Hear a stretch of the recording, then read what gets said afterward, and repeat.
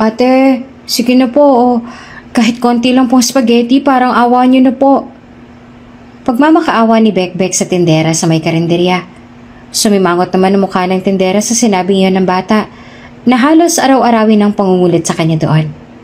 Wala na kasi mga magulang si Bekbek at wala na rin mga kamag-anak kaya naman nagpalaboy-laboy na siya sa kalye. Hindi naman talaga siya palaboy. Nangyari lamang ito simula nang mamatay ang kanyang ina dahil sa isang aksidente. Wala na rin ibang kumupkup sa kanya kaya naman nagpagala-gala na lang siya sa lansangan. Ay nako, ikaw na naman. Nabigyan na kita ng isang beses sa inaraw-araw mo naman. Kaya tumutumal ang mga tinda ko eh. Dahil ang aga-agay nangihingi ka kaagad. Wala pa akong binamano. Maghintay ka na lang ng kakain at ng matitira sa kanilang pagkain. Hala, alis dyan. Doon ka na sa labas. Bulyaw ng tindera. Kung bago ka pa lang sa channel na ito, mga kwento ni Ate Jane, istorya mo, ikwento ko, huwag kalimutang pindutin ang notification bell at subscribe button. Samantala sa hindi kalayuan sa karinderyang yon, ay may isang itim na kotse ay nakapark kung saan doon nakasakay si Martin. Nakita niya ang ginawang yon ng tindera sa bata, kaya naman gumawa na siya ng paraan upang matulungan ang batang yon na mukhang gutom na gutom na. Bata, gutom ka na ba? Tanong ni Martin sa bata. Napaangat naman ang tingin sa kanya ang bata na kasalukuyang nakaupo na sa may semento sa may labas ng karinderya. Po? Tugon ng batang babae na si Bekbek. Ang sabi ko, kung gutom ka na ba, gusto mo bang kumain? Muling tanong ni Martin ang nakangiti. Tila nagliwanag naman ang mukha ng bata sa tanong na iyan ng lalaki. Kahit hindi niya ito kilala, ay lakas loob na siyang tumango at nagsabi ng, Opo sir, gutom na po ako. Masiglang tugon pa ni Bekbek habang nakahawak sa kanyang tiyan. Ginitian naman siya ni Martin. Okay, halika. Pumili ka na ng gusto mong kainin sa loob. Damihan mo ha, para mabusog ka. Sabi ni Martin at saka kinuha niya ng kamay ng batang pastit at saka isinama na sa loob ng karinderya. Ikaw na naman? Pagalit na tanong ng tindera nang muling makita ang bata. Si Martin naman ang sumagot. Kasama niya ako. Sige na bata, pili ka na ng gusto mong kainin at ako na lahat ng magbabayad. Sabi ni Martin. Tila napahiya naman ang mukha ng tindera sa kanyang sinabi at bigla na lamang bumait. Tuwang-tuwa naman ang bata na abala na sa pagpili ng gusto niyang kainin. Ngunit sa dami ng pagpipilian at pwedeng orderin ay bumagsak pa rin ang bata sa spaghetti. Paborito kasi nila ito ng kanyang ina noong nabubuhay pa ito. Palagi siya nitong pinagluluto noon, kaya naman iyon talaga ang namimiss ng bata. Mister, ito na lang po spaghetti ang gusto ko. Masaya at siguradong sabi ni Bekbek kay Martin habang turo-turo ang spaghetti. Napakunot naman ang noon ni Martin. Iyan lang ba? Sige, pili ka pa. Ayos lang kahit marami para mabusog ka. Umiling-iling naman ang bata. Ayos na po ako rito, mister. Yan po talagang paborito ko. Yan na lang po. Kontentong tugon naman ang bata. Dahil kita ng binata sa mga mata ni Bekbek na iyon na talaga ang gusto nito, ay hindi na ito kumontra pa kaya bumili na kaagad siya ng 5 takal at doon ipinalagay sa paper tub tsaka binayaran na. Ibinili na rin niya ito ng maiinom at tinapay na naroon para may makain pa si Bekbek mamaya. Nang makabili na sila, inabot na iyon kaagad ni Martin sa batang si Bekbek. Oh, bata, kainin mo lahat yan, ha? Oh, mag-share ka sa mga kapatid mo o sa mga magulang mo. Madami naman yan. Nakangiting sabi ni Martin sa bata. Hindi naman maintindihan ni Martin kung may nasabi ba siyang masama o hindi kaaya-aya dahil bigla na lamang nalungkot ang reaksyon ng mukha ng bata. Bakit biglang nalungkot ang mukha mo? Nag-aalalang tanong ni Martin. Yumuko naman ang bata. Wala po akong kapatid. Wala rin po akong nanay at tatay. Mag-isa na lang po ako at paggala-gala na po ako sa lansangan. Naiiyak na sagot naman ni Bekbek. Bigla naman nakaramdam ng awa at habag si Martin sa kanyang nalaman. Uli lang lubos na pala ang bata at ngayon ay hindi niya na alam kung paano matutulungan ang bata, lalo pat napakadelikado ng lansangan para sa kanyang edad. Marami nang naglipana ng mga masasamang loob at laman at mga kriminal. Kaya naman bigla siyang nag-alala sa estado ngayon ng buhay ng bata lalo pat wala na itong guardian na pwedeng gumabay at magbantay sa kanya. Wala ka ng ama at ina? Ikaw na lang mag-isa sa buhay?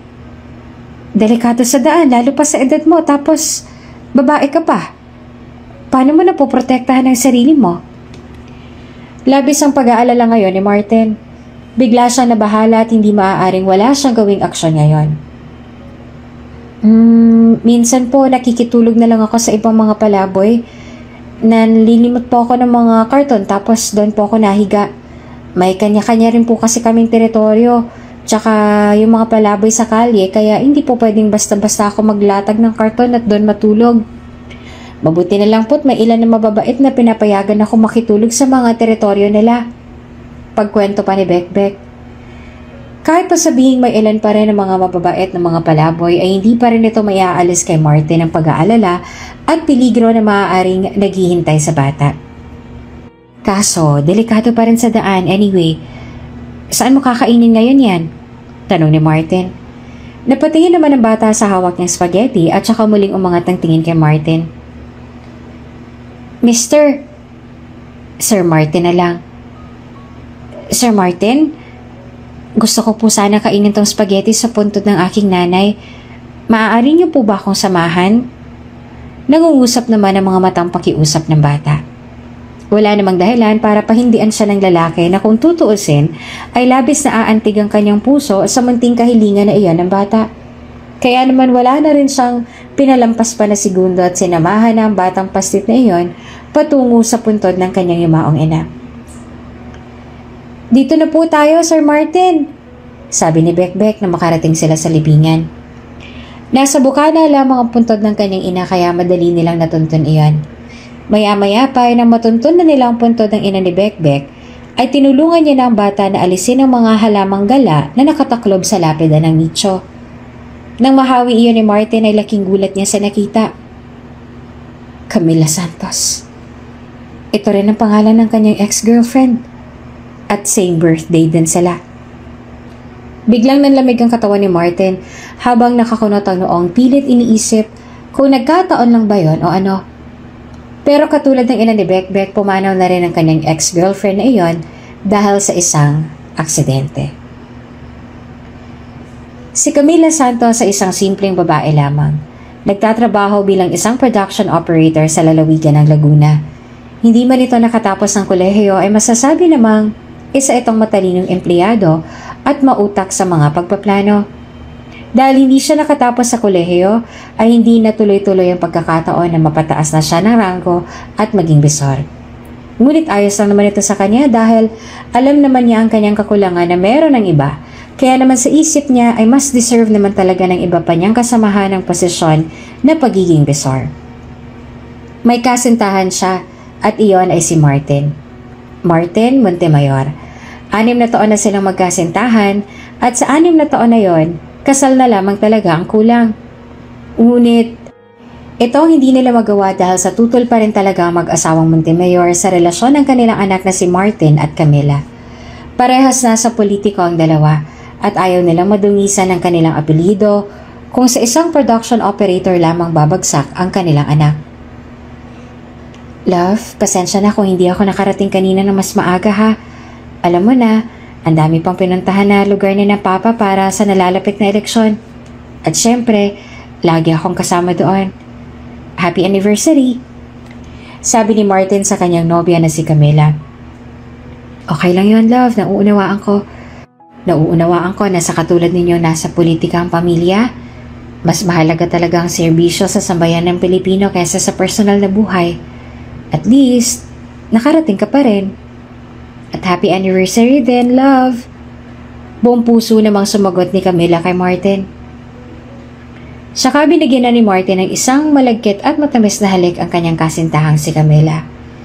May mga negosyo si na Martin bukod sa pagiging politiko ng kanyang mga magulang. Namana niyang husay sa pagnenegosyo sa kanyang ama. Kaya naman na makagraduate sa kolehiyo, ang sinunod niyang yapak ay ang pagnenegosyo at hindi ang maging isang politiko rin katulad ng kanyang mga magulang. Siya nga pala, love, kapag naging matagumpay ang plano natin ngayon sa itatayo nating negosyo, hindi mo na kailangang magtrabaho pa. magtutulungan na lang tayo na mapalagong negosyo na sa ganun kapag lumaki ito at nakilala, mas marami na tayong matututunan ng ibang tao. Sabi ni Martin kay Camila. Talaga, love? At sigurado akong mapagtatagumpayan mo yan dahil sa husay mo ba naman sa pagnenegosyo? Magaling ka at kahit naman wala ang tulong ko ay alam ko namang mapapalago mo yan dahil sa determinasyon at sipag mo. Sagot naman ni Camila. Palibhasa ay mahusay nga naman si Camila pagdating sa mga pagpaplano at sa kanya minsan humihingi ng tulong o ideya si Martin para sa restaurant na kanilang balak na itayo. Mahilig din kasing magluto itong si Camila lalong-lalo na ng mga pasta at mahilig siyang mag-eksperimento ng mga pagkain. Samantala, kaarawan naman ng ama ni Martin ngayon kaya naman marami ngayong dadalo sa mga politiko at ilang mga sikat na personalidad sa kanilang magiging pagtitipon sa kanilang mansyon.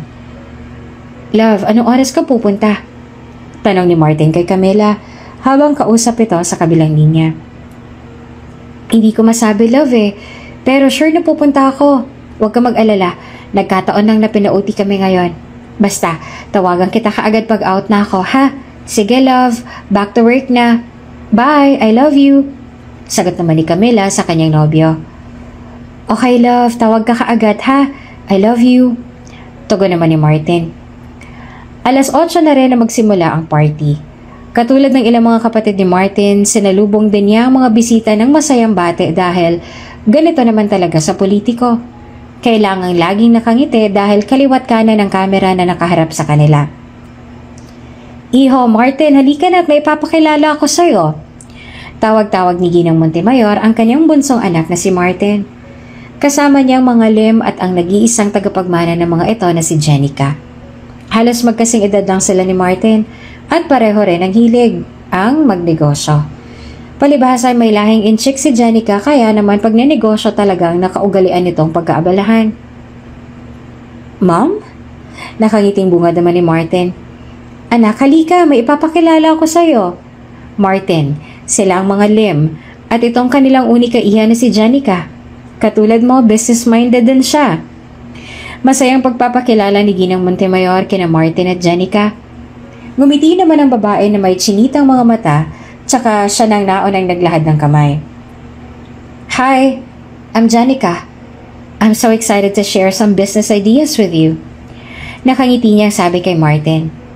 Para maging formal naman, ay ginantihan na rin ni Martin si Jenica ng isang masayang ngiti at nakipagkamay na rin dito. Hello, nice to meet you. I'm Martin. Bawi naman ni Martin. Nagkatingin na naman ang kanilang mga magulang sa isa't isa. Mrs. Montemayor, mukhang bagay silang dalawa Pabirong sabi ng ina ni Jenica.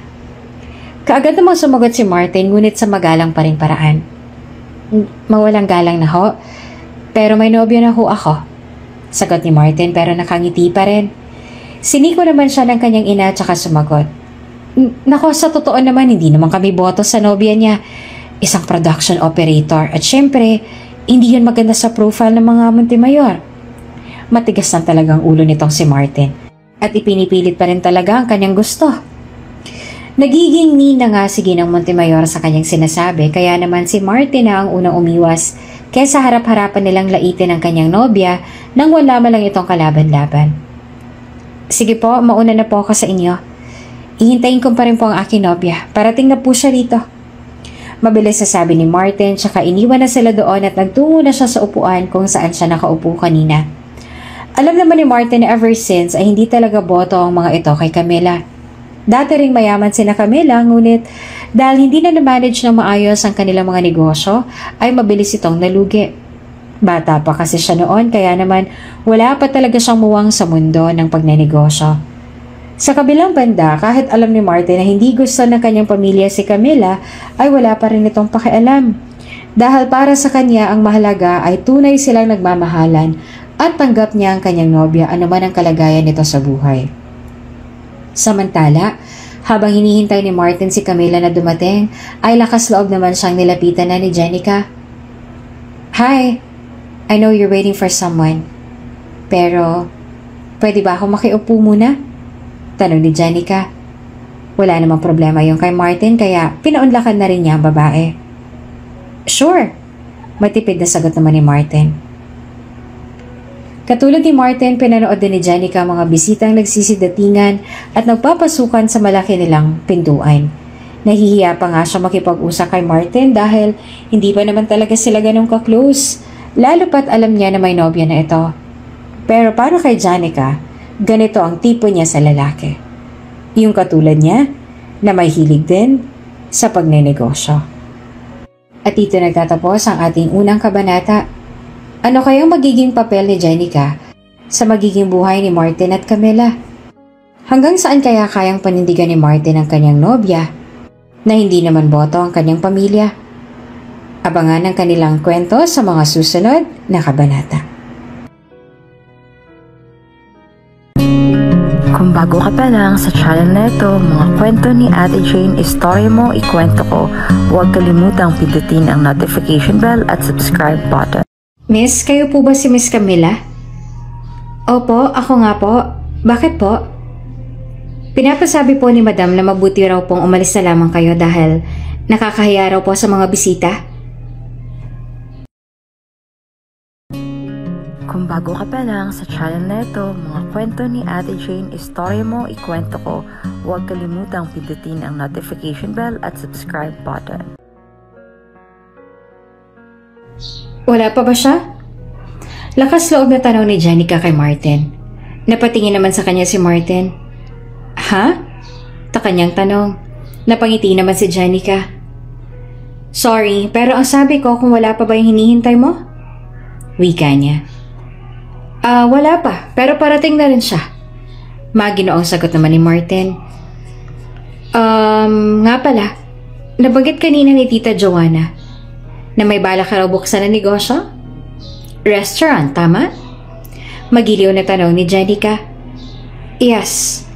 Actually, sa aming dalawa ng nobya ko. Wow. You must really love her so much, huh? Kahit nahalata sa tono ng boses kanina ni Tita Joanna na ayaw nila sa kanya. You still want to fight for her? Nice. Sabi pa ni Jenica. Hindi naman niya intensyong maka-offend. Pero karakter lang niya talaga ang maging prangka o magsalita ng straightforward. Habang si Martin naman ay hindi malaman kung paanong sasakyan ang sinabing yun ng dalaga, kaya naman sa halip ay tumahimik na lamang siya. Napansin naman ni Jenica ang pagtahimik na iyon ng lalaki, kaya naman muli niyang binalikan at binawi ang kanyang sinabi. Anyway, sorry, na-offend yata kita. Hindi naman, I'm good, no worry. By the way, if you need any help on starting a business, you can ask me or call me. Marami akong pwedeng i-share sa'yo. Just to help you. Business advisor din kasi ako at hindi naman sa pagmamayabang, pero marami na akong natulungang negosyo na hanggang ngayon ay nasa top pa rin ng industriya. Kaya if you need anything, just ask me, okay? Don't worry, there's no fee. Dahil friend naman na tayo, libre ka na. Masayang sabi pa ni Jenica. Tila nga si Jenica nang gumagawa ng paraan para mapalapit kay Martin. Aminado naman kasi siya, sa unang kita pa lang niya kanina sa lalaki, ay parang nagugustuhan niya na kaagad ito, ngunit may nobya na ito kaya kailangan limitado lang ang kanyang bawat sasabihin at gagawin. Samantala, nang makita naman sila ni Ginang Montemayor, ay tinawag niya muli ang atensyon ng dalawa dahil magsisimula na ang party. Tatawagin na rin isa-isa ang mga taong mahalaga sa buhay ni Congressman Montemayor, kaya kailangan na ni Martin na magtungo sa may unahan ng entablado. Wala namang kaide-ideya si Martin na nariyan na pala si Camila. Nakasalukuyang nakasuot pa rin ang uniforme niya sa trabaho. Kita na siya ng Ginang, kaya naman sinasadya niyang mas palapitin si Jenica sa kanyang anak na si Martin. Hinarangan din niya ang anak para hindi niya makita si Camila. Nagsisimula na yata ang party, sabi ni Camila sa kanyang sarili. Marami ng tao at halos lahat sila ay mga nakasuot na ng formal at mga kagalang-galang. Wala namang pakialam si Camila dahil hindi naman siya pumunta roon para makipagbonggahan ng suot. Sa katunayan, hindi naman talaga siya pupunta dito, kundi lang siya pinilit ni Martin na pumunta doon. Siguro nga ay abala na si Martin, kaya naman naupo na lang siya doon at matsiga na lamang na naghintay. Miss, kayo po ba si Miss Camila? Lumapit ang isang waiter kay Camila at magalang siyang sumagot. Kaya naman magalang din niyang sinagot ang lalaki. Opo, ako nga po. Bakit po? Tugon ni Camila. Pinapasabi po ni Madam na mabuti raw pong umalis na lamang kayo dahil nakakahiya raw po kayo sa mga bisita. Tila nanlamig naman si Camila sa sinabing yon ng waiter. Alam niyang ayaw sa kanya ng mga ito pero tumuloy pa rin siya. Hindi naman dahil sa mga ito kung hindi dahil sa pagmamahal ni Martin sa kanya. Pero sigurado pong hahanapin po ako ni Martin kapag ginawa ko yon. Aalis naman na po ako. Magpapakita lang ako sa kanya. Sagot ni Camila. Maya-maya pa inagaw na ni Ginang Montemayor ang mikropono para sa isang mahalaga at hindi inaasahang anunsyo. Ayaw mo umalis ha? Pwes, umiyak ka sa sakit. Mahinang sambit ni Ginang Montemayor habang masamang nakatingin kay Camila. Ladies and gentlemen, again good evening and thank you all for coming in this wonderful day of my husband. Pero the celebration is not only for celebrating his birthday. Sandaling natigilan ang lahat sa sinabi ng Ginang, lalong-lalo na si Martin at Camila. Yes, tama ang narinig ninyo. Alam kong nagulat kayo dahil actually biglaan lang din ang announcement na to na dapat ay sa darating pang birthday ng aking anak na si Martin. Pero dahil hindi na sila makahintay ay i-announce ko na rin tonight para double celebration tayo ngayong gabi. Pagpapatuloy pa ng Ginang. Mom, what are you saying? Mahinang sabi ni Martin sa kanyang sarili. Okay, hindi ko na patatagalin pa. My son Martin and the heiress of Lim Group of Companies is now already engaged. Lahat ay nagulat at nabigla sa anunsyong iyon ng Ginang.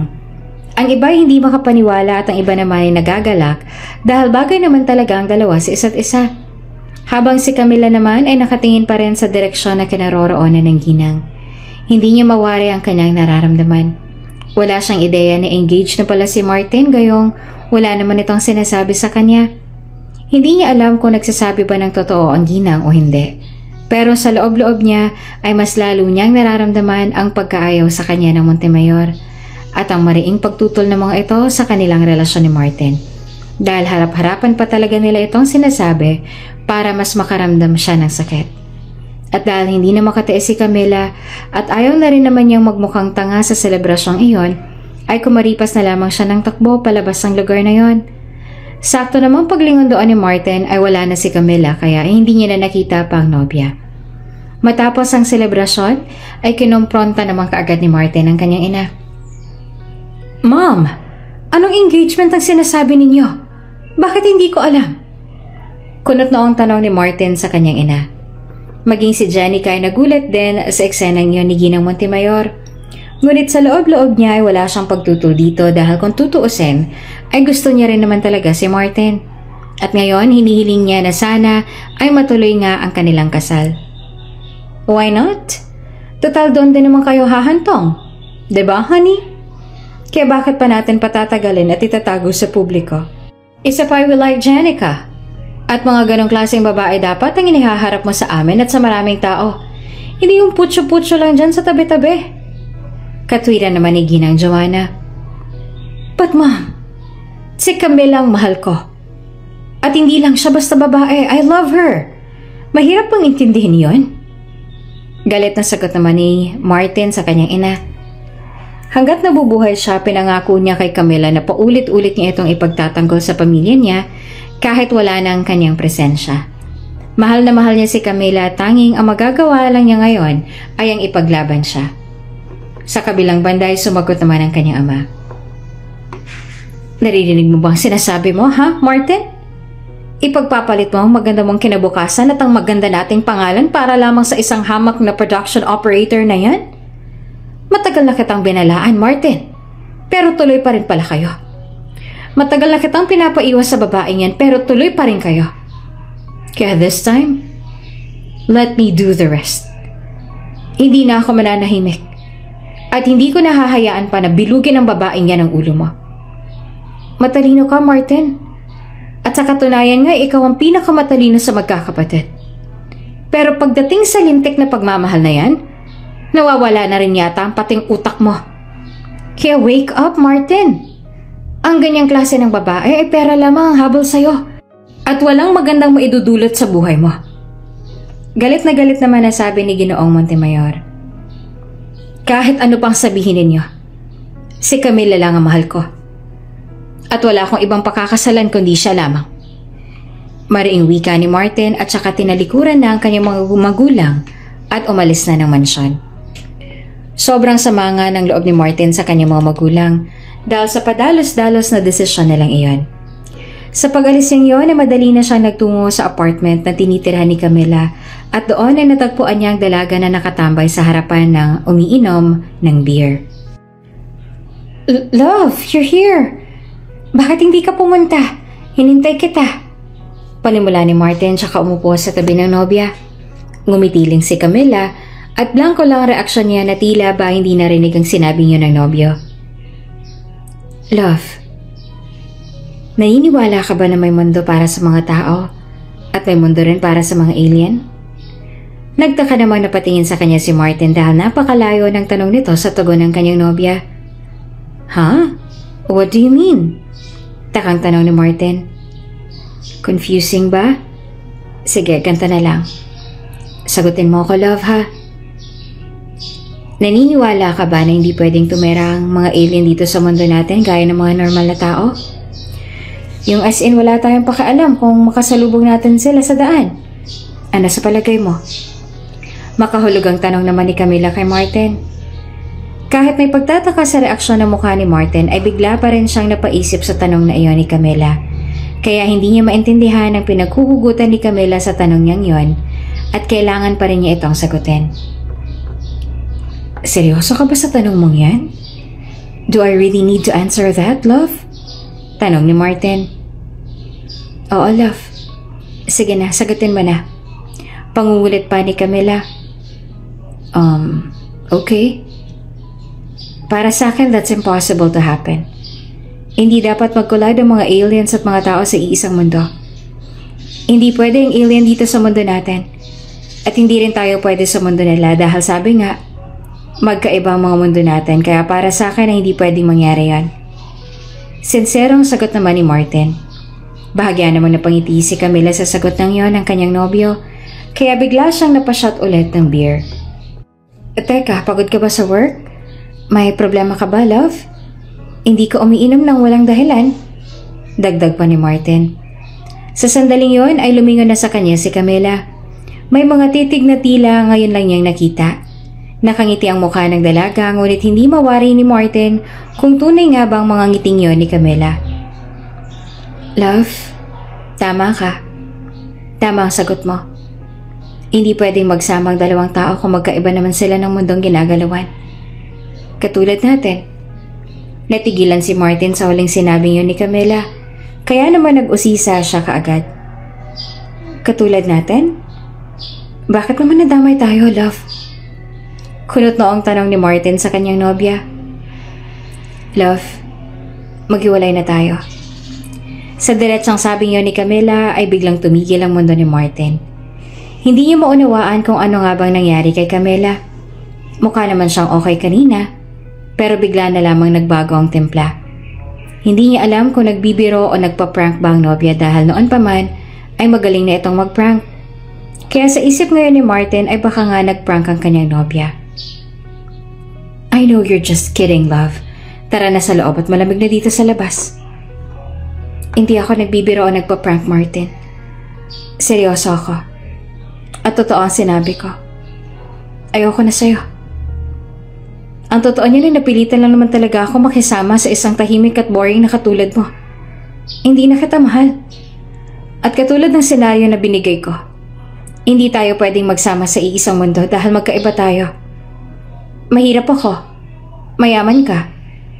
At kailanman ay hindi ako magiging katanggap-tanggap sa pamilya mo.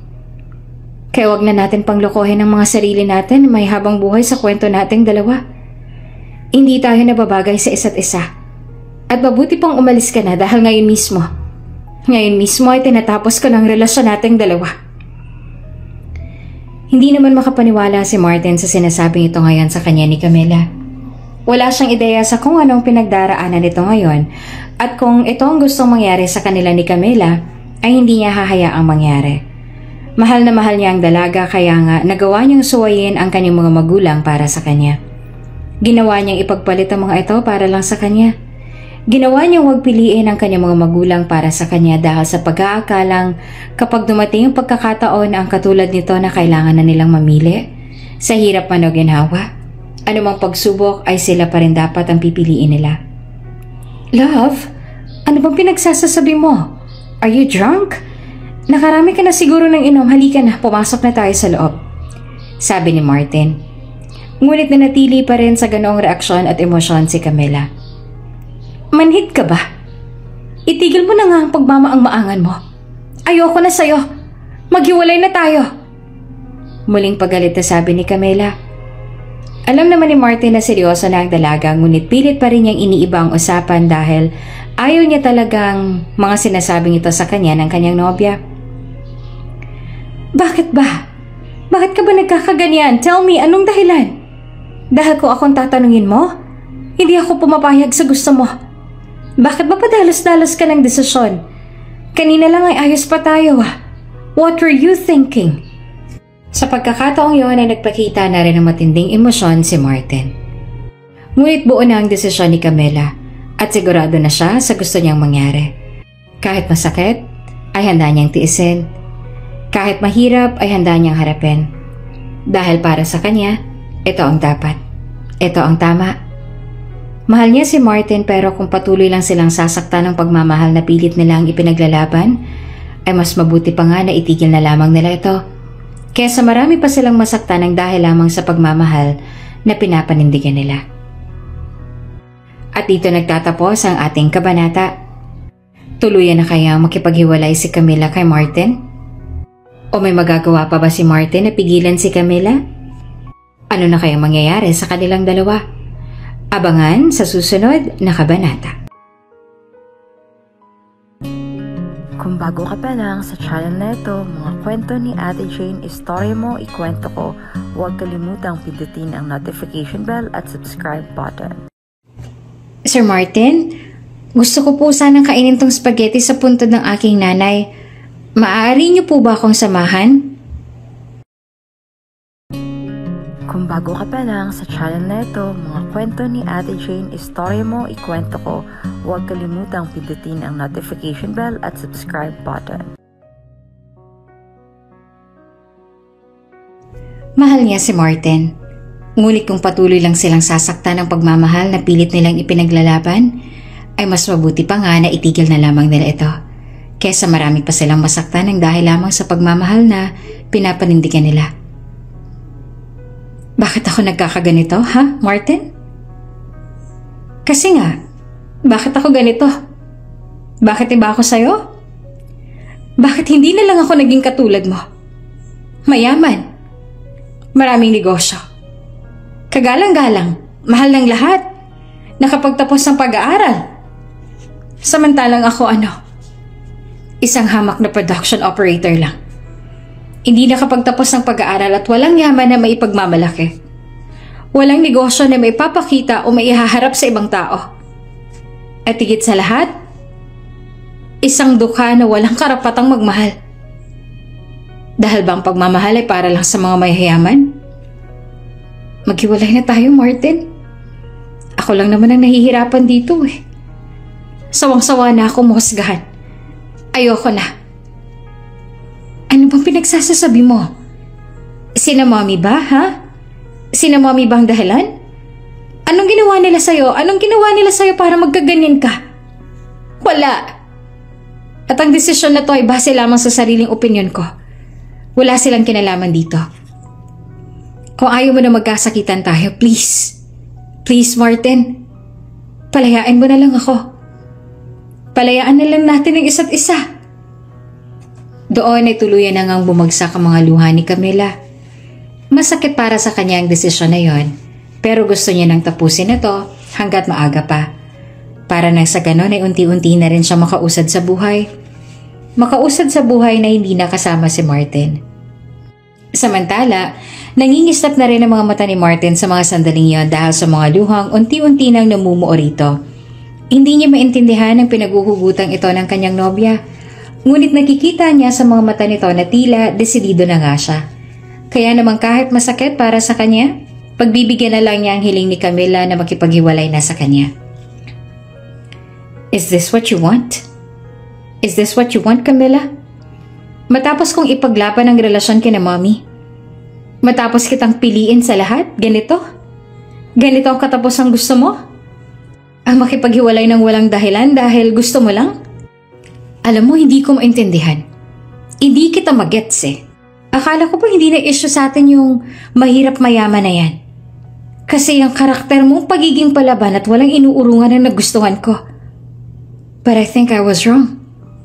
Katulad ka rin nila. Mahina. Naniwala ako. Naniwala ako na you will love me na kailanman na hindi mabibigay sa akin ng iba. I love you, love. Pero kung ang hiling mo ay hanggang dito na lang tayo, bakit pa ako lalaban kung alam kong sumuko ka na? Mahirap ilaban ng isang relasyon kung isa lang naman ang lumalaban. Kung ito talaga ang gusto mo, sige, maghiwalay na tayo. Sa pagkasabing yun ni Martin ay tuluyan na siyang tumalikod at umalis na sa kinaroroonan nilang dalawa ni Camilla. Hindi na nga pinili pa ni Camilla na sabihin kay Martin na kaya niya nasabi yun dahil sa nangyari kanina sa party. Ayaw niya nang isipin pa ng binata na ang kanyang pamilya ulit ang issue dahil sawang-sawa na rin naman siya sa mga ganoong tagpo. Kaya kahit mahirap ay ginawa na lang din ni Camilla para matapos na rin ang lahat. Samantala, hanggang sa makauwi si Martin ay masama pa rin ang loob nitong umiiyak patungo sa kanyang kwarto. Hindi nga niya pinansin pa kung sino ang mga taong naroon at binaliwala na lamang niya ang mga yon. Nang sumunod na araw tila wala nang kagana-gana pa si Martin na kumilos pa o ituloy kung ano man yung nasimulan nila ni Camilla. Sa isip niya ay para saan pa kung ipagpapatuloy niya yon? Para saan pang ituloy ang pangarap na sabay nilang tinupad ni Camilla kung wala na rin naman si Camilla? Wala nang saysayang lahat nang muli siyang tulungang makabangon ni Jenica. Tinulungan siya ng dalaga na maitayo at matapos ang kanyang negosyo. Si Jenica nagpalakas ng loob nito hanggang sa unti-unti na rin silang magkapalagayan ng loob at itunuloy na ang nasabing engagement noon na hindi nila inaasahan. Habang si Camilla naman ay patuloy pa rin sa pagtatrabaho. Dahil sa nararanasan niyang sunod-sunod na pagkahilo at pagsusuka, nang magpatingin siya sa doktor ay doon niya nalaman na nagdadalang tao pala siya. At si Martin ang ama. Nang malaman niya iyon ay halong tuwa at lungkot ang kanyang naramdaman. Tuwa dahil sa wakas ay magkakaanak na sila ni Martin, ngunit lungkot naman dahil hindi na mangyayari pa ang buo at masayang pamilya na gusto niya dahil siya na mismo nagdesisyong maghiwalay sila ni Martin. Lalo pa ngayon na nabalitaan niyang itinuloy na ni Martin ang kasal nila ni Jenica. Kaya naman ngayon ay mas nagpursige si Camilla na gawin ang lahat, maitaguyod niya lang ng maayos ang kanyang anak. Hanggang sa makapanganak si Camilla at nang maikasal na sina Martin at Jenica, ay wala na silang balita pa sa isa't isa. Nagdalang taon na rin si Jenica at isinilang na rin ang una nilang supling ni Martin. Makalipas ang ilang taon, malaki na rin ang anak ni na Camilla at Martin na pinangalanan niyang Martina at may palayaw pa na bekbek. Laging nire-request ng batang masarap na spaghetti na luto ng kanyang ina dahil ito naman talaga ang hilig ni Camilla, ang magluto. Ngunit dahil sa isang pagyayari ay bigla na lamang nagbago ang lahat. Mangyayari ang isang aksidente sa pabrikang pinagtatrabahuhan ni Camilla at ito ang naging sanhe ng kanyang pagkasawi. Kaya naman labis ang paghihinagpis ni Bekbek nang malamang wala na ang kanyang inang si Camilla.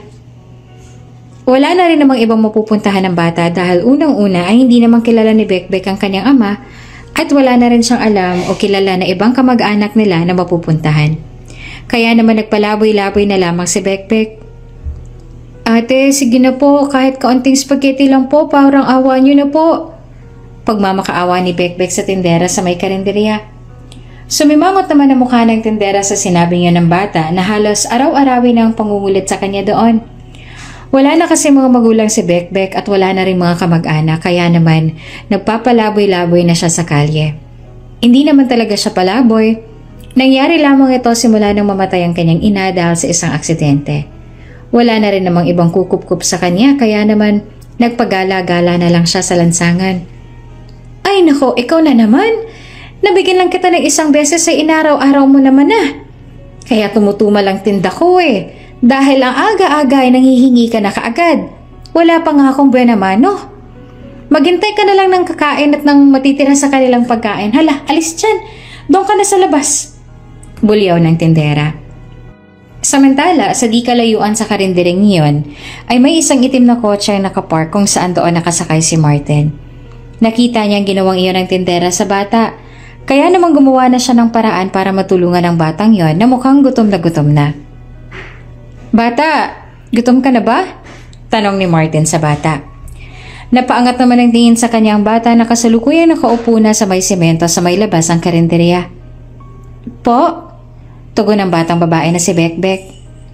Ang sabi ko, kung gutom ka na ba, gusto mo bang kumain? Muling tanong ni Martin na nakangiti. Tila nagliwanag naman ang mukha ng bata sa tanong na yan ng lalaki. Kahit hindi niya ito kilala, ay lakas loob na siyang tumango at nagsabi ng, Opo, mister, gutom na po ako.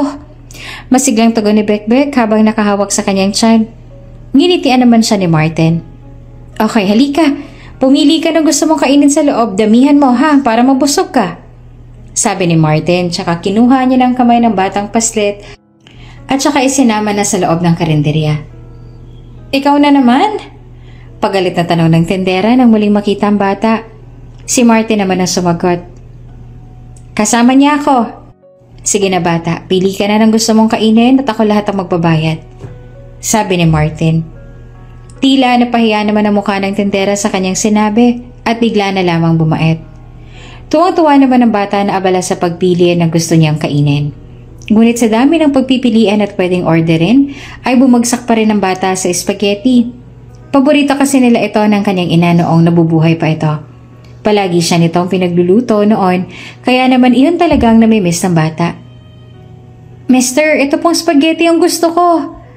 Masaya at siguradong sabi ni Bekbek kay Martin habang turo-turo ang spaghetti. Napakunot naman ang noon ni Martin. Iyon lang ba? Sige, pili ka pa. Ayos lang kahit marami para mabusog ka. Umiling-iling naman ang bata. Ayos lang po ako, mister.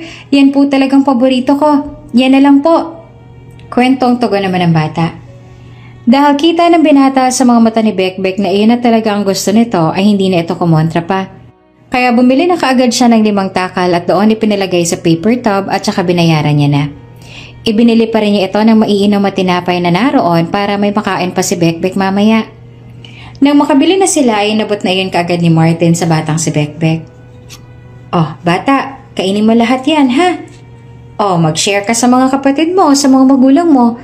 Madami naman yan. Nakangiting sabi ni Martin sa bata. Hindi naman maintindihan ni Martin kung may nasabi ba siyang masama o hindi kaaya-aya dahil bigla na lamang nalungkot ang mukha ng bata. Oh, bakit biglang nalungkot ang mukha mo? Nag-aalalang tanong ni Martin. Yumuko naman ang bata. Wala po akong kapatid. Wala na rin po akong nanay at tatay. Mag-isa na lang po ako at pag-alagala na po ako sa lansangan. Naiiyak na sagot naman ni Bekbek. Bigla naman nakaramdam ng awat habag si Martin sa kanyang nalaman. Uli lang lubos na pala ang bata at ngayon ay hindi niya alam kung paanong matutulungan ng bata, lalo pat napakadelikado na lansangan para sa kanyang edad. Marami nang naglipa ng mga masasamang loob at mga kriminal. Kaya naman bigla siya nag-alala sa estado ngayon ng buhay ng bata, lalo pat wala na itong guardian na pwedeng gumabay at magbantay sa kanya.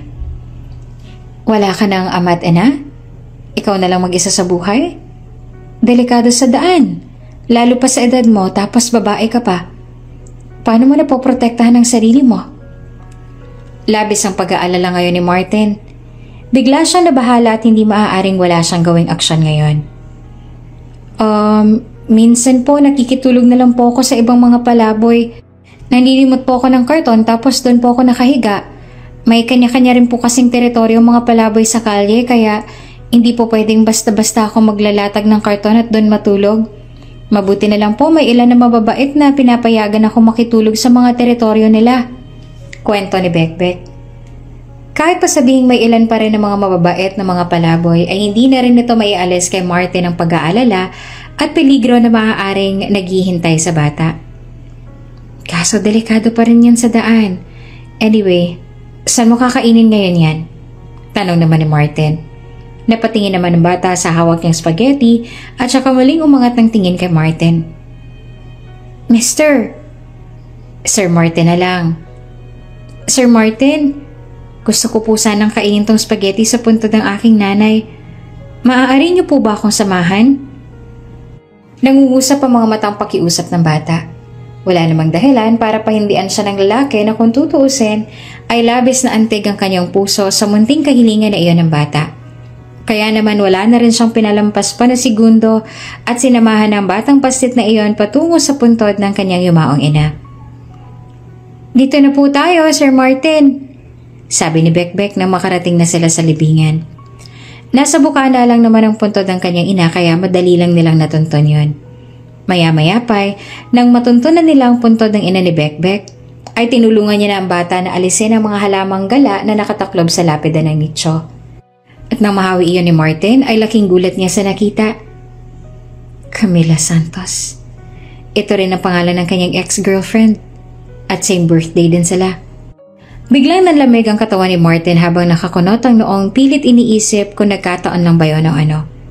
Pero katulad ng ina ni Bekbek, pumanaw na rin ang kanyang ex-girlfriend na iyon dahil sa isang aksidente. Camila? Camila ang pangalan ng nanay mo? Tama ba ako, iha? Tanong ni Martin sa bata. Bekbek na lang pong itawag niyo sa akin, Sir Martin. Sabi ng bata. Opo, Camila pong pangalan ng nanay ko. Tugtong pa ng bata. Hindi naman makapaniwalang matalim na pinagmasdan ni Martin ang bata. Ang kabuo ang itsura nito. At doon niya na-realize na pakiramdam niya ay may kamukha talaga ito ngayon. Sa nalaman niya ay tama nga na pamilyar mukha ng bata. Si Camila ang kamukha nito at hindi siya maaaring magkamali doon. Kaya naisip ni Martin kung ang ina ng bata ay si Camila nga, sino kaya ang ama ng bata? Kaya naman muli siya nagtanong sa bata. Sino naman ang tatay mo? Lakas loob na tanong ni Martin sa bata. Muli ay nalungkot ang mukha ni Bekbek kaya tumungo ito. At dito na nga po nagtatapos ang ating kabanata. Tuluyan na nga kayang matuklasan ni Martin ang tunay na katauhan ni Bekbek? Ano kayang kanyang maaaring gawin para maprotektahan ang bata? Abangan sa susunod na kabanata. Kung bago ka pa lang sa channel na ito, mga kwento ni Ate Jane, istorya mo, ikwento ko, huwag kalimutang pindutin ang notification bell at subscribe button. Camila, sigurado ka na ba talaga sa desisyon mo? Are you really ready? Tanong ni Doc Swan kay Camila. Siya ang nagligtas dito nung nagkaroon ng sunog sa pabrikang pinagtatrabahuhan nito. Yes, handa na ako, Doc Swan. Kung bago ka pa lang sa channel na ito, mga kwento ni Ate Jane, istorya mo, ikwento ko, huwag kalimutang pindutin ang notification bell at subscribe button. Sino naman ang tatay mo? Lakas loob na tanong ni Martin sa bata. Muli ay nalungkot ang mukha ni Bekbek kaya tumungo ito. Wala na rin po akong tatay. Sabi po ni nanay nung nabubuhay pa siya, mahal na mahal daw po niya si tatay pero ayaw daw sa kanya ng mga magulang ni tatay kaya naman naghiwalay daw sila. Okay lang naman daw po na iisa lang ang magulang. Ang mahalaga po ay mahal na mahal niya ako at kaya raw po niya akong itaguyod na mag-isa. Pagkukwento ni Bekbek habang kumakain ng spaghetti. Doon ay tuluyan ang kinutuban si Martin. Malakas ang kutob niya na may koneksyon sila ng bata sa isa't isa. Malakas ang kutob niya na nagbunga ang huli nilang pagsasama ni Camila. Malakas ang kutob niya na anak niya ang bata. Kung kaya naman kinausap ni Martin ang maayos ang bata upang isagawa ang DNA test sa kanilang dalawa upang mapatunayan ang mga hinala niya. Bekbek, gusto mo bang sumama sa akin? Nakangiting tanong ni Martin. Nagdadalawang isip pa nga siya dahil baka kung ano ang isipin ng bata. Po? Saan naman po? Nagtatakang tanong ng bata. Sa amin. Kasi Bekbek, sa edad mo, delikado na magpagala-galang isang tulad mo dito sa lansangan. Maaari kang maaksidente o hindi naman kaya ay makuha ka ng mga masasamang loob dyan sa paligid. Bekbek, ikaw lang din ang inaalala ko. Kung gusto mo magkaroon muli ng isang pamilya, yung may nanay at kapatid, pwede kang tumira sa amin. Kami na mag-aalaga sa'yo. Pero yun naman ay kung gusto mo lang. Gusto mo ba, Bekbek? Tumitig sa kanya ang bata ng malalim. Tinitigan pa niya ito sa mga mata ng lalaki. Tila nangingilatis. Nang makapagsalubong naman sila ng paningin ay tila ba mga mata ni Camila ang kanyang nakikita. Ngayon ay mas lumalakas ang kanyang kutob na maaari at posibleng anak nga niya si Bekbek. Sa kabilang banda ay tumugon na rin ang bata. Pwede po ba ako doon? Nauutal na tanong ng bata. Bahagya namang umiti si Martin. Oo naman, bakit hindi? Mas matutuwa pa nga ako kung papayag ka. At sigurado ako na matutuwa rin ang aking asawa at anak na babae na halos kasing laki at kasing edad mo lang din. Ano, tara na? Alok ng binata. Bahagya ring umiti ang bata. Mabilis nga siyang nakumbinsi ng lalaki dahil sa tinatawag nilang lukso ng dugo. Ni hindi nakaramdam ng kaba o pangamba ang bata at biglang gaan ang loob kay Martin. Sige po, mukha naman po kayo mabait at saka gusto ko rin po makilala ang anak ninyo. Matagal ko na pong gusto magkaroon ng kalaro. O siya, tara na at bibilan din kita ng mga laruan. Tuwang-tuwa naman ang bata sa sinabing yon ni Martin at tuluyan na rin silang umalis. Hanggang sa pagkasakay ng bata sa sasakyan ay hindi pa rin mawala ang mga ngiti sa kanyang mga labi. Sabik na siyang makita ang kanyang bagong pamilya at ang bagong buhay na ipinangakong ibibigay sa kanya ni Martin. Honey, ikaw na ba yan? Malakas sa tanong ni Jenica. Asawa ni Martin nang marinig niyang nagkahula ng kanilang mga aso sa labas ng bahay. Sumagot naman kaagad si Martin. Oo honey, nasan si Faye? May ipapakilala ako sa inyo. Sagot naman ni Martin habang kasama si Bekbek. Nagtungo naman kaagad doon sina Jenica at ang kanilang anak na si Faye para usisain kung bakit sila pinupunta ron ni Martin. Honey, bakit inabot ka na lang Hindi ba? Natigilan si Jenica sa kanyang sasabihin nang makita niya si Martin na may kasamang batang babae at iyon nga ay si Bekbek. Honey, sino siya?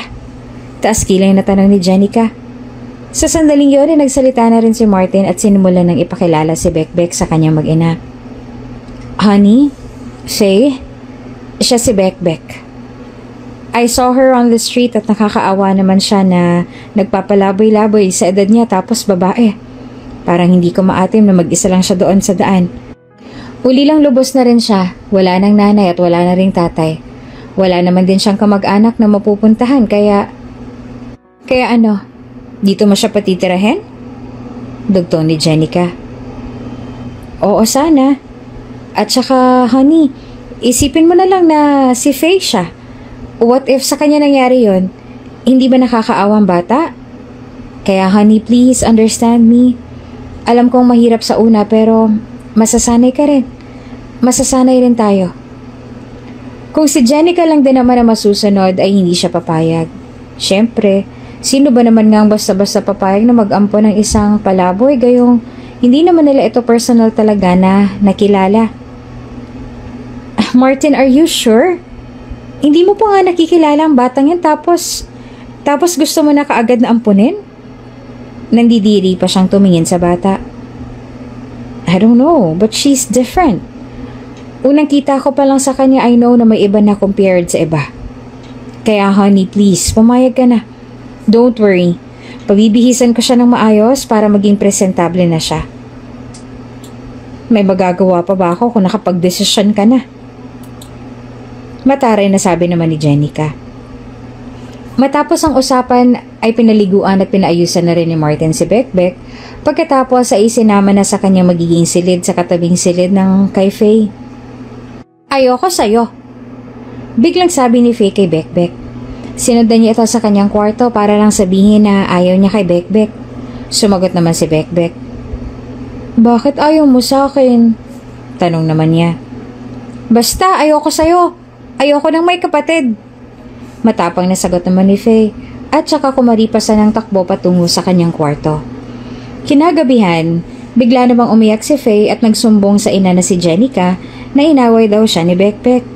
Sakto naman at wala doon si Martin kaya naman hindi na napigilan ni Jenica na pagbuhatan ng kamay ang bata. Hoy, sinasabi ko na nga be, Sinasabi ko na nga ba na wala kang magandang maidudulot sa pamamahay na to? Ang kapal ng mukha mong awayin ng prinsesa ng bahay na to? Hindi ko po siya inaway. Wala po akong ginawang masama sa kanya. Umiiyak naman ang sagot ni Bekbek, habang si Faye naman ay patuloy pa rin sa pag-iiyak-iyakan at paggawa ng kwento. Abat, sumasagot ka pa ha? Halika rito at mukhang gusto mo makatikim ng sinturon. Halika rito! Sigaw ni Jenica. Sakto naman ang dating ni Martin. Jenica, ano ginagawa mo? Bakit mo sinasaktan si Bekbek? Kunot noong tanong naman ni Martin. Mabilis namang kumala si Jenica sa pagkakahawak sa kamay ng bata. Itong batang ampon mo. Inaway itong anak mo. Sabi ko naman sa'yo, Martin, na may pagkamatigas ang ulo nito at natatakot ako na baka isang araw ay suwayin na rin niya tayo. Mag-isip ka nga. Malakas at pagalit na sabi ni Jenica. Maya-maya pa ay may inilabas na nga na peraso ng papel si Martin at saka inilahad ito sa harapan ni Jenica. Here. Hindi lang siya basta-basta, Jenica. Anak ko siya. Tunay na anak ko si Bekbek. Ito ang DNA result naming dalawa. Sa sandaling yon ay tila gumunaw ang mundo ni Jenica. Noong una ay ayaw pa niyang maniwala. Ngunit para makumbinsi ay kinuha nito ang kapirasong papel na ipinakita sa kanya ng asawa at doon niya nga nalaman na tunay nga. Tunay na mag-ama sina Martin at Bekbek. Ano to? Totoo ba to? Paano nangyari to? Tell me you're just kidding. Martin, hindi to totoo. Naguguluhang sabi ni Jenica. Totoo yan, honey. Bago pa man kami naghiwalay ni Camila ay nabuntis ko pala siya. At ito nga si Bekbek ang aming anak. Nang una ko pa lang siya makita, alam ko.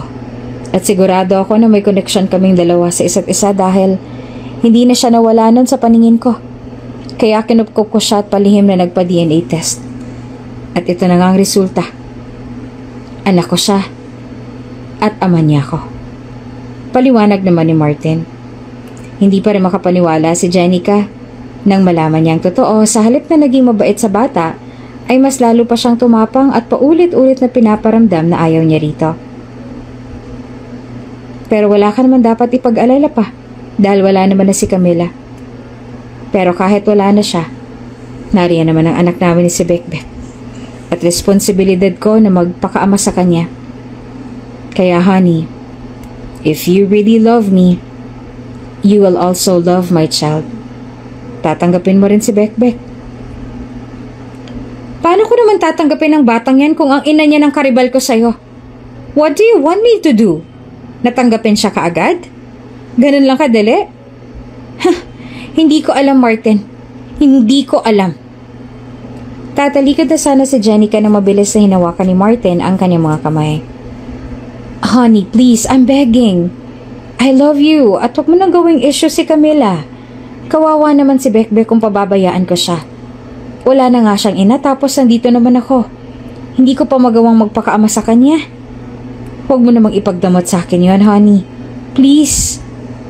Pagmamakaawa ni Martin kay Jenica. Dahil nagmakaawa na si Martin, wala na rin nagawa pa si Jenica kung hindi ang pumayag. Pumayag na maging madrasa ni Bekbek kahit ito ay labag sa kanyang kalooban. Makalipas ng maraming taon ay tuluyan na nga nagbago ang buhay ni Martin at ngayon ay nagkakaroon na ng pangalan sa mundo ng pagnenegosyo dahil sa tulong ni Jenica. Martin, congratulations! Your event is definitely a success. Everyone here is so proud of you. Ano bang sikreto? Parang hindi mo naman na-mention kanina. Pabirong sabi ni Mrs. Abraham na isa ring negosyante.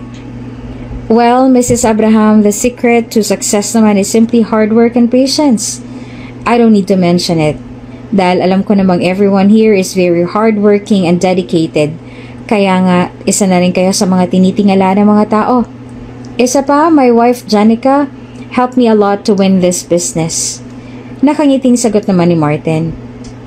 I'm really proud of you, Martin. Keep it up, okay? Congratulations again. Huling sabi ni Mrs. Abraham.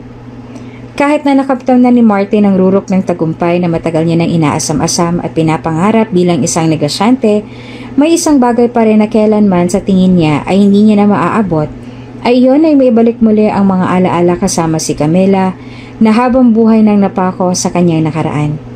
Aminado siya na kahit mag-asawa na sila ni Jenica, ay si Camila pa rin talaga ang kanyang nasa puso. Sound selfish, pero hindi naman talaga madadaya ang puso. Pero syempre, dahil wala na rin naman si Camila at nabanggit nga ng batang si Bekbek na wala na ang kanyang ina, ay unti-unti na rin tinuturuan ni Martin ang kanyang puso na mahalin ng asawa niya na ngayon ay si Jenica. Sa kabilang banday, ibang-iba ngayon ang kalagayan ng buhay ni Camila. Matapos ang aksidenteng yon, ay tinulungan siyang makaligtas ng isang matandang mayaman na si Don Rafael. Dahil nagkaroon ng temporary amnesia noon si Camila matapos ang aksidente, ay naisipan ni Don Rafael na huwag nang ibalik si Camila sa kanyang pamilya at baguhin na lamang ang buhay nito. Kaya naman pinanindigan na lamang nila na patay na talaga si Camila at halos sunog na katawan na lamang ang natira na wala ng pagkakakilanlan. Pinasailalim ni Don Rafael si Camila sa isang minor surgery para maalis ang sunog sa mukha na dulot ng aksidente. Ngayon, ay muling nagbabalik si Camila para hanapin ang kanyang niiwang anak na si Bekbek. Camila, sigurado ka na ba talaga sa desisyon mo? Are you really ready? Tanong ni Doc Swan kay Camila. Siya ang nagligtas dito nung nagkaroon ng sunog sa pabrikang pinagtatrabahuan nito.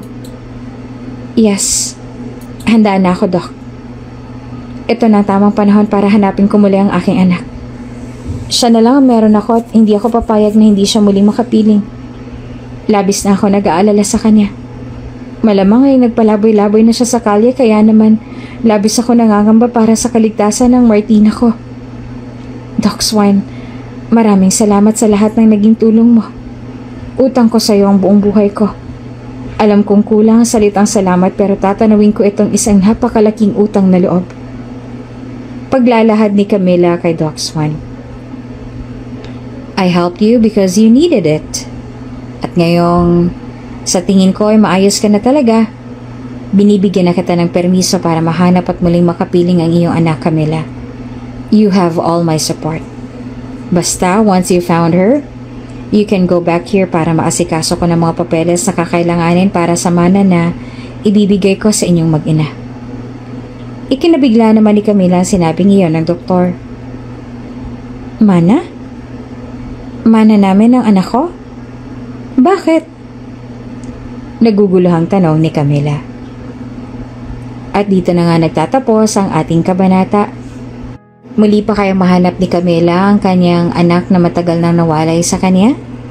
Ano naman kaya magiging buhay ni Bekbek sa piling ng kanyang madrasta?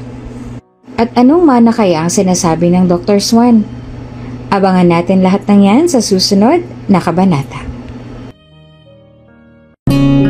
Kung bago ka pa lang sa channel na ito, mga kwento ni Ate Jane, istorya mo, ikwento ko, huwag kalimutang pindutin ang notification bell at subscribe button.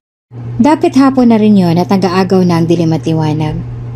Minabuti na muna ni Bekbek na mahiga sa may upuan sa bato sa harap ng puntod at doon ay unti-unti siya nakatulog. Bigla na lang siyang napabalikwas nang gisingin siya ng isang babae. Bekbek? Nauutol na sabi ng babae. At siya ay walang iba, kundi si Camila. Kung bago ka pa lang sa channel na ito, mga kwento ni Ate Jane, istorya mo, ikwento ko, huwag kalimutang pindutin ang notification bell at subscribe button. Mana? Mana namin ang anak ko? Bakit? Nagugulahang tanong ni Camila. Yes, Camila. Tama ang narinig mo. Lahat ng mga maiiwan kong properties and businesses ay sa inyo ng anak mo mapupunta. I know you're still wondering why, Camila. Sooner or later, I will die. I am dying. I have cancer, stage 4. And I don't have any family kaya wala akong mapag-iiwanan o mapagpapasahan ng lahat ng to. Tanging ikaw lang, Camila. Ikaw lang ang pamilya ko. Kahit anong paliwanag nga ay gulong-gulo pa rin si Camila. Sa ilang taon nilang magkasama ni Doc Swan ay ngayon lamang siya nagtanong sa kanyang sarili kung sino ba talaga itong si Doc Swan. Bakit ang bait nito sa kanya at si dinami-rami nang napabilang sa aksidenteng yon ay bakit siyang napili nitong alagaan? Doc Swan, hindi ko maintindihan. Sino ka ba talaga? At bakit ang bait mo sa akin? Bakit mo ko tinulungan at kinupkop sa loob ng maraming taon? Tanong ni Camila. Bahagya naman na pangiti si Doc Swan tsaka nagtungo sa may bintana at minasta ng buong paligid. Camila, I know your mother for a very long time. She's my best friend. Nawalan lang kami ng komunikasyon sa isa't isa nang mapangasawa niya ang tatay mo. Seloso kaya pinagbawalan niya si Emily na makipag-usap sa akin. She's my best friend and my first and last love. Hanggang sa mabuhian siya ng buhay, hindi ko malang siya nakausap. Hindi pa ako ganitong kayaman noon pero nangako na ako sa sarili ko na magtatagumpay ako sa ganon ay mailayo ka sa tatay mo. Sinasaktan ka niya ngunit wala naman akong karapatan na makailam kasi nailayo ko na rin noon sa ama mo at hindi ko na alam kung saan kanya dinala. Pero kahit hindi ko alam kung nasaan ka, tutuparin ko pa rin ang pangako kay Emily na babawiin kita sa malupit mong ama at ako na lang ang kukupkup sa'yo. Kaya naman makalipas ang maraming taon, nang magtagumpay na ako sa buhay, ay sinimulan na kitang hanapin. Hanggang sa malaman kong nagtatrabaho ka bilang production operator. At sakto naman na nandun ako nung mangyaring aksidente kaya naman natulungan na kaagad kita. At pinalabas na kita na patay na. And now you're here. And you now know everything. So I hope it'll make everything clear to you. Itong kayamanan na to, this is meant for you and your daughter Martina. Wala nang muling mga hamak sa pagkataong mo. Wala nang mang-aalipusta at wala nang mangungutya. Basta, promise me Camila, ang yaman na to ay hindi ko pinaghirapan para lang gumante, kundi para gamitin ng maayos para sa mas magandang kinabukasan ninyo ni Martina. Habang naglalahad ng kwento si Doc Swan ay tuluyan na rin pumatak ang mga luha ni Camila. Hindi niya akalaing may ganito pa palang natitirang tao sa mundo. Nararamdaman niyang labis ang pagmamahal nito sa kanyang ina at hindi niya maiwasang mapahanga sa parting yon. Tunay na minamahal ni Doc Swan ang kanyang ina at napakaswerte nito dahil siyang napiling mahalin ng doktor kahit na sa bandang huli ay iba pa rin ang pinili ng kanyang ina at yun na nga ay ang kanyang ama. Hindi ako mapaniwala, Doc Swan, na may ganyan pa palang tao na labis ang tunay kong magmahal. Sayang lang at hindi kayo ng aking ina nagkatuluyan pero Doc Swan, sa mga inilahad niyo sa akin, labis niyo akong pinahanga. Hindi ko alam kung matatanggap ko ang mana dahil ang totoo ay ayoko kayong mawala. Kaya naglagtas sa akin at naniwala ako na kapag nakita ko ng anak ko ay kayo rin po ang magpuprotekta sa amin. Pero paano pa mangyayari yun? Paano mangyayari yun kung pati kayo iiwan din kami? Doc Swan, isa kang magaling na doktor at naniniwala ako na kaya nyo ring pagalingin ang sarili ninyo. Kaya pakiusap po, lumaban kayo. Huwag kayong sumuko dahil may liwanag pa po na naghihintay sa ating buhay. Tatagan nyo po ang loob nyo, Doc Swan. Kasama ho kayo lagi sa mga dasal ko. Buong pusong sagot naman ni Camila kay Doc Swan at tuluyan na rin siyang umiyak. Tunay nga na lahat ng nangyayari ay may mga katumbas na dahilan. May mga ibig sabihin at hindi maaaring nagkataon lamang.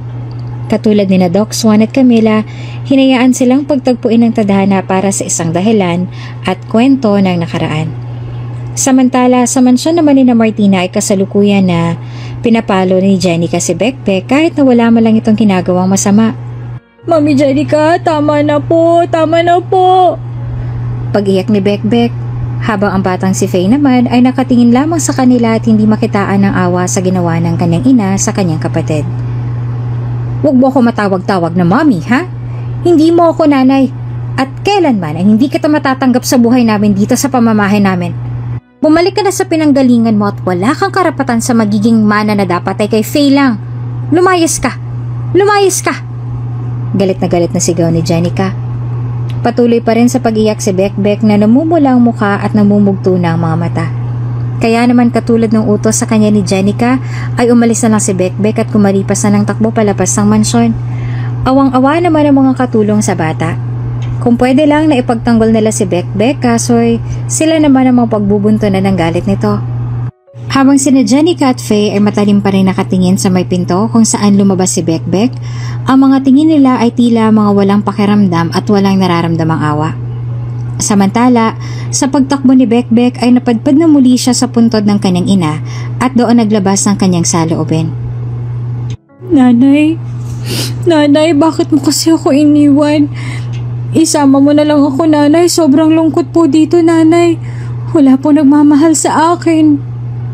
Humahagulhol sa iyak ni Bekbek sa harap ng puntod ng kanyang ina. Dapit hapon na rin yun nung nag-aagaw na ang dilim at liwanag. At dahil nangihina na rin ang katawan ni Bekbek sa kakaiyak, ay minabuti na muna niyang mahiga sa may upuan na bato sa harap ng puntod at doon ay unti-unti na siya nakatulog. Sa kabilang banday, habang natutulog si Bekbek ay napabalikwas naman siya nang gisingin siya ng isang babae. Bekbek? Nauutal na sabi ng babae. At siya ay walang iba, kundi si Camila. Marahang iminulat ng bata ang kanyang mga mata at doon ay nakita niya ang imahe ng mukha ng kanyang ina. Nanay? Mahinang tugon ng bata. Sa pag-aakalang siya ay nananaginip lamang ay muling bumalik sa pagkakatulog si Bekbek na may ngiti sa kanyang mga labi. Naluluha naman siyang tiningnan ng kanyang ina at hindi niya lubos maisip ang sinapit na ito ng kanyang anak buhat na mawala siya. Wala na rin pinalampas pa si Camila na oras at kinarga niya ng mga bata patungo sa kanyang sasakyan at isinama na sa kanyang tinitirhan. Ang mansyon ni Doc Swan. Dali-dali niya itong dinala sa kanyang silid tsaka doon inihiga ang bata. Siya na ba si Martina? Tanong ni Doc Swan.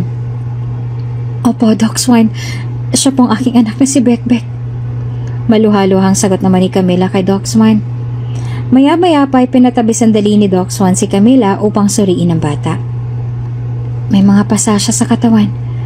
Maaaring sanhi ito ng malakas na palo o hindi kaya naman ay pagkadapa o pagkadula sa malakas ng impact.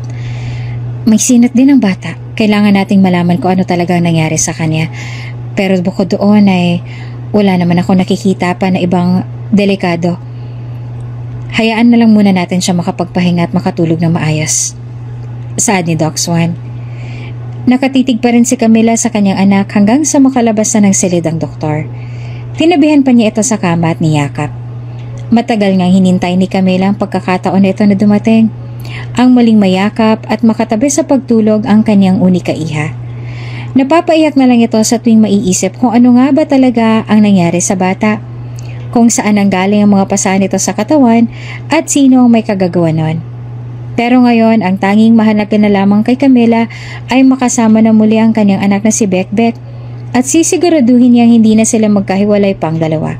Samantala, sa mansyon naman nila Martin ay galit na galit siyang kinakausap sina Jenica. Jenica, umaming ka sa akin. Anong ginawa mo sa anak ko? Hindi yun aalis ng basta-basta kung wala kang ginawa sa kanya. Gigil na tanong ni Martin. Hindi ko nga alam. Magkakasabay lang tayo halos na umuwi. Nag-shopping kami ni Faye at pagka-uwi namin ay wala na siya rito. Hindi na ako nag-alala dahil naisip ko ay baka kasama mo lang siya. Huwag mo nga akong pagbibintangan, Martin. Dahil totoong wala kaming alam nitong anak mo sa pagkawala niyang anak mo sa ibang babae. Sigaw naman ni Jenica. Maya-maya pa hindi na rin nakapagpigil pa ang isa sa mga katulong na halos walang taon ang naninilbihan sa pamilya ni na Martin. Hinubad niya ang suot niyang apron tsaka humarap kina Martin.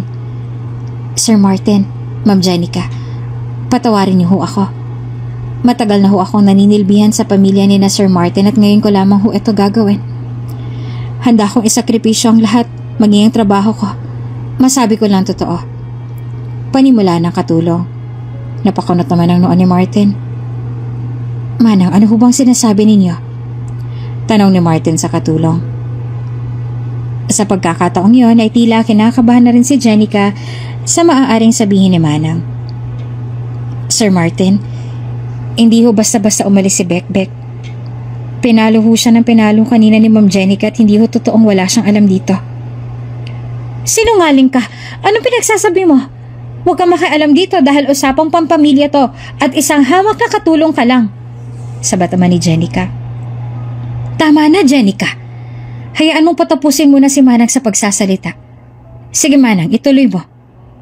Malakas na sabi ni Martin tsaka muli nagpatuloy ang katulong. Gusto ko ho sanang awatin kanina si Ma'am Jenica dahil awang-awa na ho ako kay Bekbek pero pinagbantaan niya ho ako. Umalis ho ang bata na iyak at patawarin niyo ho ako na hindi ko alam kung saan nagtungo ang bata. Maluha-luhang sabi ng katulong. Sa mga oras na yon sa isang aglap ay tila nawala ng katiting na pagmamahal ni Martin para kay Jenica at napalitan ito kaagad ng galit at pagkasuklam. How dare you? How dare you, Jenica? Paano mo nagawa to sa anak ko? Sigaw ni Martin.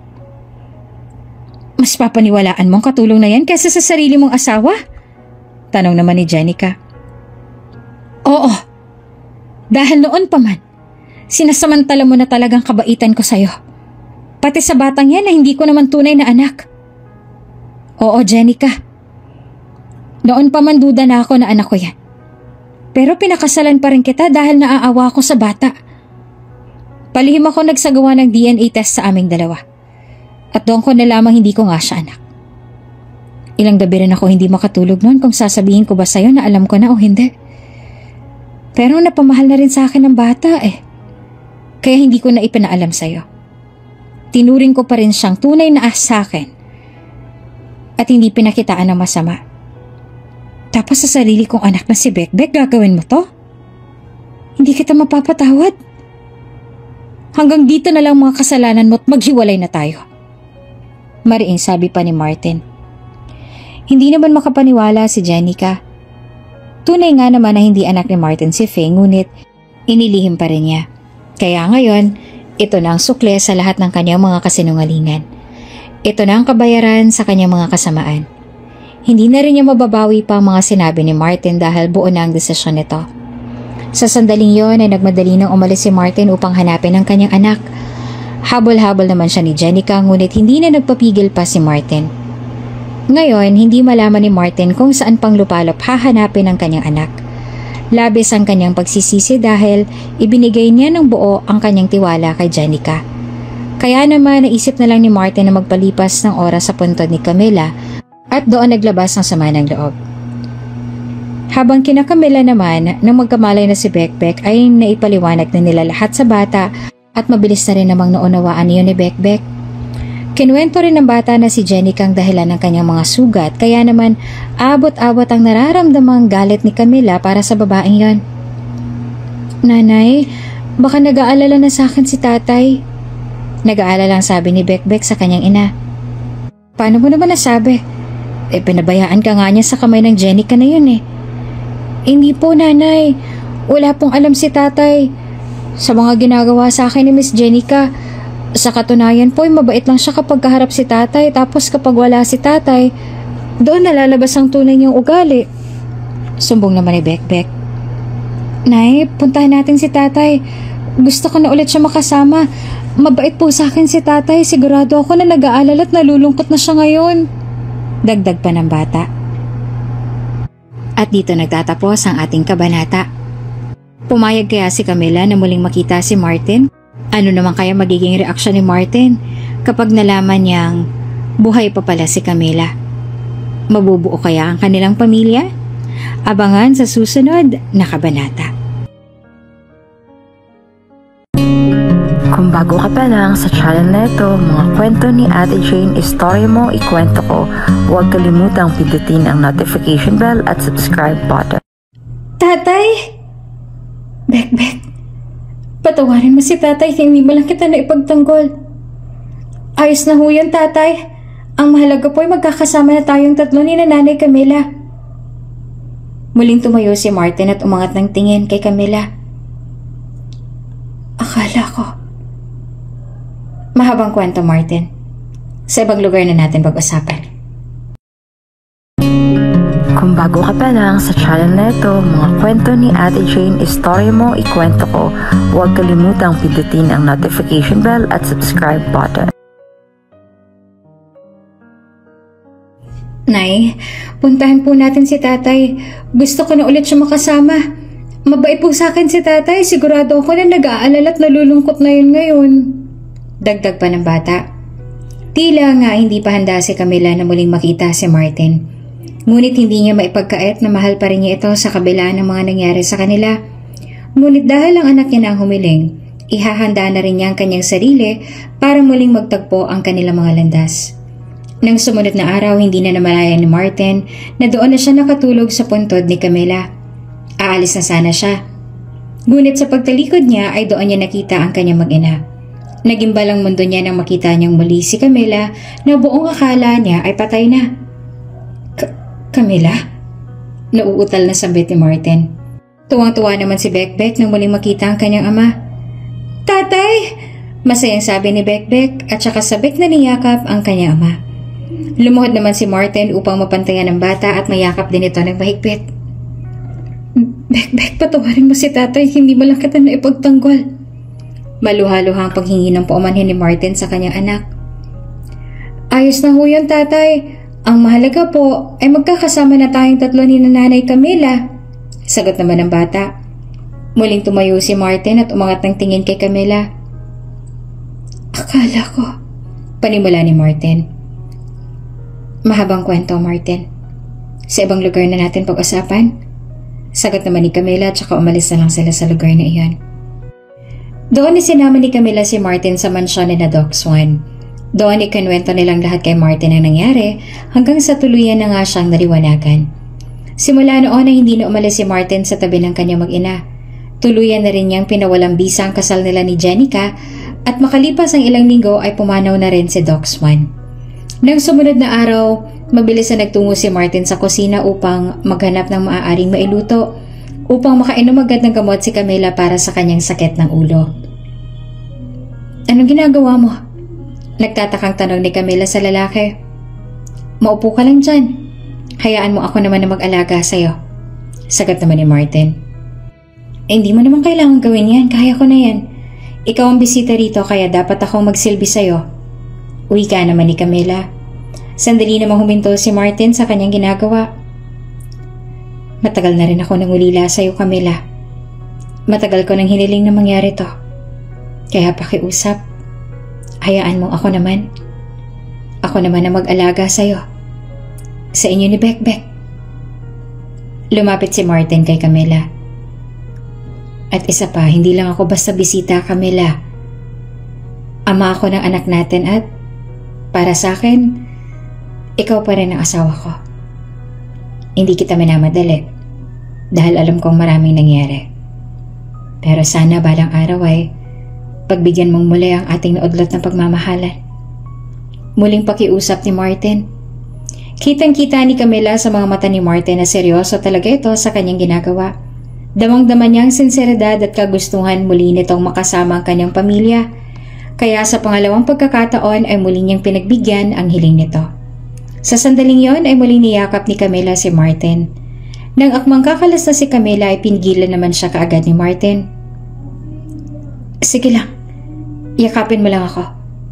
Huwag ka nang kumawala pa. Sobrang saya ng puso ko ngayon dahil sa wakas, dinig na ng Panginoon ang gabi-gabi kong dinadasal. Na muli kang makita at makasama. Tapos kasama pa natin ngayon ang ating anak. Wala na ako mahihiling pa, Camila. Wala na. Kayo ang buhay at ang lakas ko.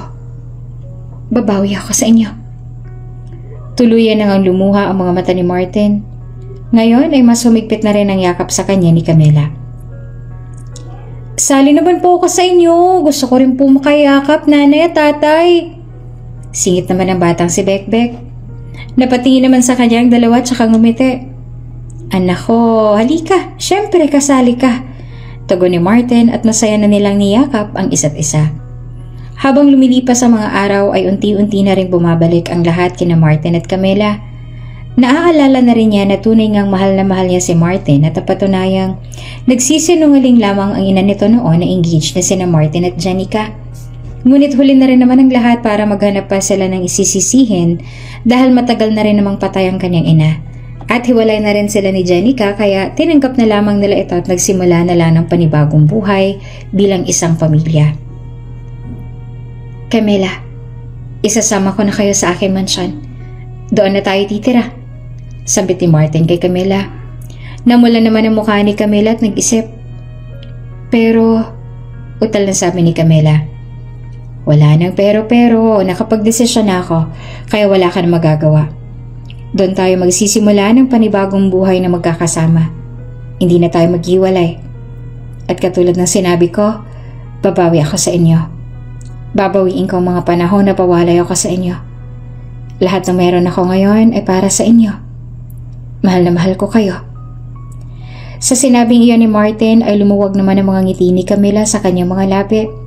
Hindi niya akalain na ganito na ngang katagumpay ang buhay ni Martin, na dati-rati lamang ay hindi pa malaman kung paano mag-uumpisa. Tunay na nagsumikap nga ang lalaki at ginawa ang lahat para mas maging maayos at maalwan ang kanyang buhay at itinaguyod ang negosyong kanilang sinimulan ni Camila. Hanggang sa marating na nila ang mansyon na tinitirahan ni Martin ay mas lalong namangha ang kanyang mag-ina dahil halos doble ito sa laki ng kanilang mansyon dati. Sa'yo to? Utal na tanong ni Camila habang nakatingin sa buong mansyon. Ngumiti naman si Martin tsaka niyakap ang babae mula sa likod. Sa atin yan. Sa inyo ng anak ko. Nakangiting sagot ni Martin tsaka hinalikan pa sa pisngi si Camila. Humarap naman sa kanya ang babae. Martin, sobrang ipinagmamalaki kita sa lahat ng mga nakamit at naabot mo sa buhay. Noon pa man na hindi ako nagduda sa iyong kakayahan. Dahil noon pa man ibilib na ako sa iyo. Sa tapang mo, sa determinasyon mo, sa talino at sa sipag mo. Tunay na nakaka-proud na maging nobya mo. Deserve mo lahat ng to, Martin. Nararapat lang na maranasan mo lahat ng to. Malalim na pinagmasdan ni Camila ang buong mukha ni Martin habang sinasambit ang mga katagang yon. Hinahalikan na lamang siya sa noo ni Martin at muli itong niyakap. Tuwang-tuwa naman si Bekbek habang pinagmamasdan ang kanyang mga magulang, kaya sumali ng muli siya sa yakapan ng mga ito. Nang mga sumunod na araw ay naisipan ni Martin na muling bumalik sa lugar na lagi nilang pinupuntahan noon ni Camila. Gusto niyang muling makita ang ganda ng buong lugar at sa pagkakataong ito ay kasama niya na ang kanyang mag-ina.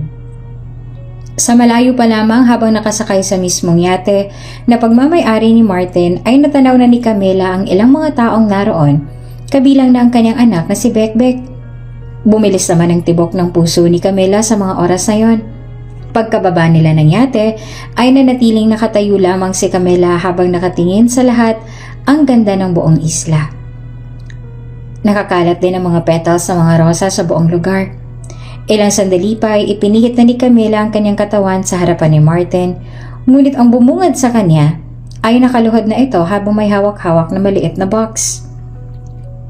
Camila, marami na tayong pagsubok na pinagdaanan at nalampasan.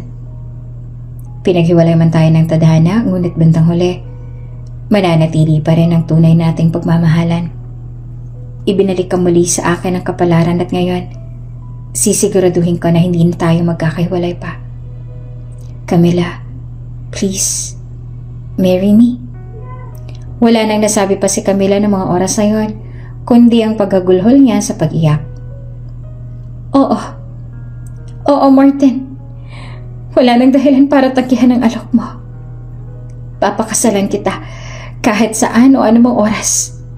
Mahal na mahal kita, Martin. Mahal na mahal. Iniabot na ni Camila ang kanyang kamay sa harapan ni Martin at saka isinuot na rito ang isang diamond ring. Ilang araw lang naging preparasyon hanggang sa tuluyan na silang may kasal. Tila wala na nga maaari pang makapagpahiwalay sa kanilang dalawa. Kung may labis mang nagagalak ngayon ay walang iba kundi si Bekbek.